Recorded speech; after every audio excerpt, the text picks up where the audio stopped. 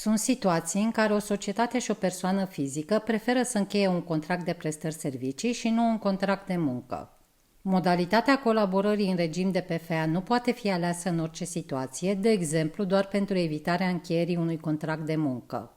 PFA își desfășoară activitatea independent, iar relația dintre PFA și beneficiarul serviciilor nu este o relație de subordonare, cum e cazul relației de muncă.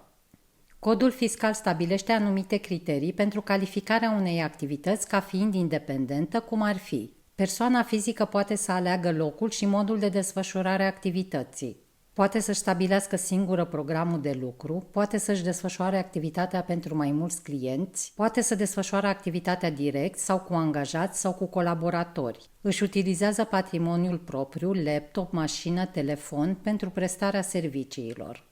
În cazul unei relații independente, contractul de prestări servicii nu ar trebui să prevadă obligația PFA de a lucra la sediul beneficiarului sau un alt loc ales de beneficiar sau obligația PFA de a presta serviciile într-un anumit interval orar zilnic sau dreptul beneficiarului de a controla activitatea PFA.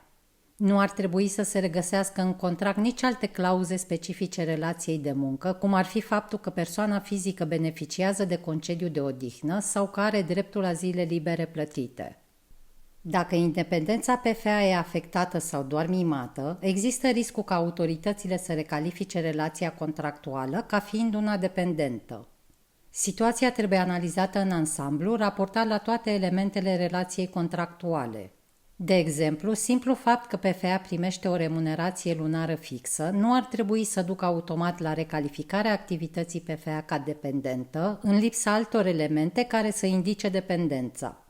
Dar dacă beneficiarul stabilește programul de lucru, locul desfășurării activității, furnizează echipamente pentru desfășurarea activității, dacă PFA are adresă de e-mail alocată de beneficiar, are semnătură electronică cu funcția deținută la beneficiar, dacă beneficiarul exercită controlul asupra activității PFA, atunci riscul de recalificare a activității PFA ca dependentă este foarte mare, chiar dacă în contract nu există clauze care să indice o eventuală subordonare.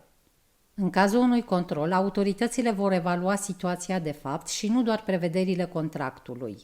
Prin urmare, nu doar clauzele contractuale sunt importante, ci și modul în care se desfășoară efectiv relația contractuală dintre PFA și beneficiarul serviciilor.